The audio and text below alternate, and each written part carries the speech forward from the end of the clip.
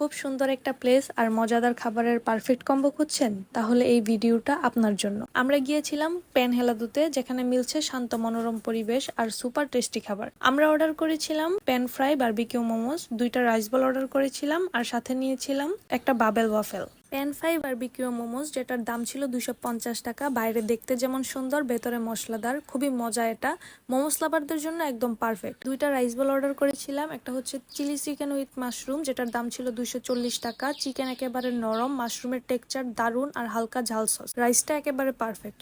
আরেকটা রাইস বল অর্ডার করেছিলাম, যেটার দাম ছিল 220 টাকা। বাফেলো উইংস রাইস বল, এটাও খেতে খুবই মজার ছিল।